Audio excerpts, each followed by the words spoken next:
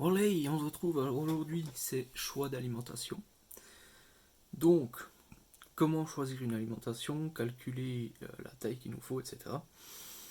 Donc, premier conseil, achetez pas forcément en Chine. Je vais vous montrer des exemples sur AliExpress. Moi, personnellement, je préfère commander en Europe des marques connues, ou alors sur AliExpress, mais des marques connues aussi. Voilà. Donc déjà, le calcul de la consommation. Ça peut être donné sur la page d'info de vos LED.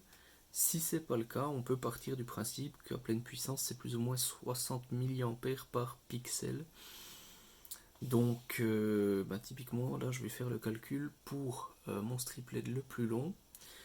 Il y a également la tension à prendre en compte, donc ça pareil, ça va dépendre de votre strip LED. Enfin, je dis strip LED, mais ça peut être autre chose, hein, de vos LED, quoi, tout simplement. Donc là, je vais partir sur des LED 5 volts, j'ai 5 mètres en 60 LED par mètre. Donc déjà, on va calculer le nombre de LED que ça fait. Donc 5 mètres fois 60 LED par mètre, donc tout simplement 300. Et je vais multiplier ça donc par, donc c'est 60 milliampères.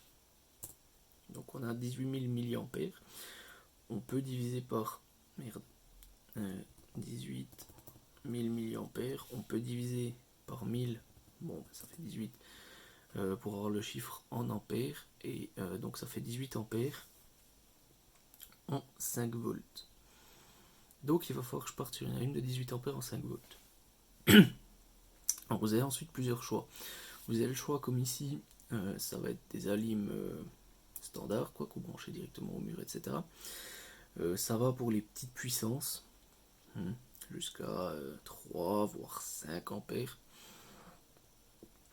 Et sinon il faut passer ensuite sur du plus gros, comme ceci, type PC portable. Voire même dans certains cas sur des alimes comme ceci. Alors, je suis embêté, il n'y a pas de gros exemples. Ok, donc je une petite surchauffe mon téléphone, du coup je sais pas trop où j'en étais. J'étais en train de dire donc on peut partir sur des alimes comme ça, qui peuvent fournir beaucoup de puissance vraiment.